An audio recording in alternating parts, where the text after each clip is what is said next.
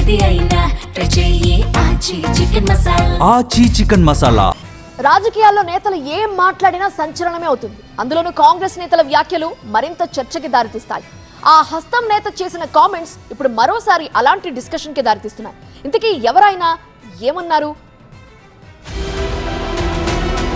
Telangana politics లో కులం కలకలం. తెర మీదకు బీసీ సీఎం 10 ఏళ్ల తర్వాత ఆ లోపేనా?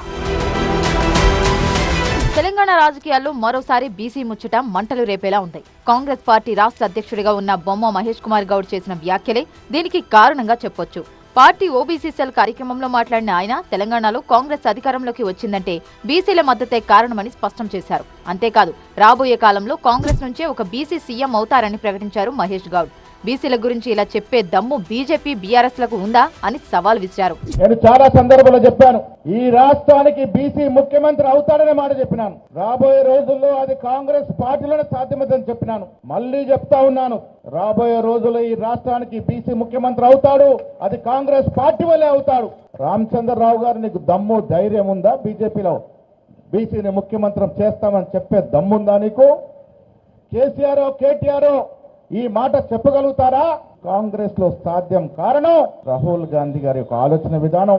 పీసీసీ చీఫ్ అంటే కాంగ్రెస్ లో మరో సీఎం లెక్క. అలాంటి వ్యక్తి ఒక బీసీ నాయకుడిగా ఇలాంటి వ్యాఖ్యలు చేయడం సాధారణంగానే చర్చనీయాంశమవుతోంది. అంటే ఈ లెక్కన తానే సీఎం అవ్వొచ్చని మహేష్ గౌడ్ హింట్ ఇచ్చారా అనే ముచ్చట కూడా తెర మీదకొచ్చింది. అయితే 10 ఏళ్లు తానే సీఎంగా ఉంటానని ఇదివరకే సీఎం రేవంత్ రెడ్డి బలంగా చెప్పిన మాట కూడా ఇక్కడ కీలకంగా మారింది. కొండవారిపల్లి నుంచి వచ్చిన Revanth Reddy target first target complete అయింది. నెక్స్ట్ టార్గెట్ ఏంటి? 10 ఏళ్ళు ఉంటారా? ఫెవికాల్ రాసుకున్నారా? ఫెవికాల్ లేసే అవకాశం లేదా? వేరే వాళ్ళకి ఎవరు కుర్చీ లాగే అవకాశం కూడా ఎవరా?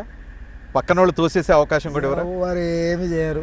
ఢిల్లీ నుంచి ఎవరన్నా వచ్చి మిమ్మల్ని లాగేది పక్కన పడేద్దాం. నాకు ప్రకృతి మీద ఎక్కువ నమ్మకం. నేను విపరీతంగా వ్యవహరించను. ప్రకృతి నాకు అనుకూలిస్తుంది, కనుకరిస్తుంది.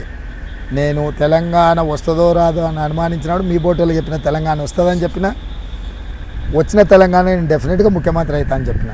రేవంత్ రెడ్డి చెప్పినట్టు 10 ఏళ్లు ఆయనే సీఎంగా ఉండేటట్టయితే మహేష్ గౌడ్ చెప్పినట్టుగా బీసీ సీఎం ఎప్పుడు సాధ్యమవుతుందనే చర్చ మొదలైంది. ఇప్పుడు ఆ బీసీ సీఎం 10 ఏళ్ల లోపే వస్తారా లేక 10 ఏళ్ల తర్వాతే కుదురుతుందా అన్నది పార్టీ వర్గాల్లో రాజకీయాల్లో చర్చనీయాంశమవుతోంది. అసలు ఆ ఛాన్స్ వస్తే ఎవరికి దక్కొచ్చనే మాట కూడా గుసగుసలకు కారణమవుతోంది. ఓవైపు తెలంగాణ కాంగ్రెస్ లో మార్పులు చేర్పుల సంకేతాలు వినిపిస్తున్నాయి. త్వరలోనే పీసీసీ చీఫ్ మారబోతున్నారనే ప్రచారము జరుగుతోంది. ఈసారి పీసీసీ చైర్ కోసం కీలక నేతలే పోటీ పడుతున్నట్టు తెలుస్తోంది. ఇటీవల ఢిల్లీకి వెళ్లిన జగ్గారెడ్డి తనకు పీసీసీ ఇవ్వాలని పార్టీ పెద్దల్ని కోరినట్టు ప్రచారం జరుగుతోంది. ఆయనకు ఫుల్ సపోర్ట్ నిస్తూ మంత్రి కోమటిరెడ్డి వెంకటరెడ్డి మాట్లాడటం, దానికి బీసీ నేత ఈరవత్రి అనిల్ కౌంటర్ ఇవ్వటం అంతర్గతంగా కాంగ్రెస్ లో కలకలానికి కారణమైంది. ఇలాంటి పరిస్థితుల్లో పీసీసీ చీఫ్ గా మహేష్ గౌడ్ ఎత్తుకున్న ఈ బీసీ ముచ్చట అటు పార్టీలు ఇటు రాష్ట్ర రాజకీయాల్లో ఏ మలుపు తీసుకుంటుందో, ఎలాంటి మంటలకు కారణమవుతుందో చూడాలి.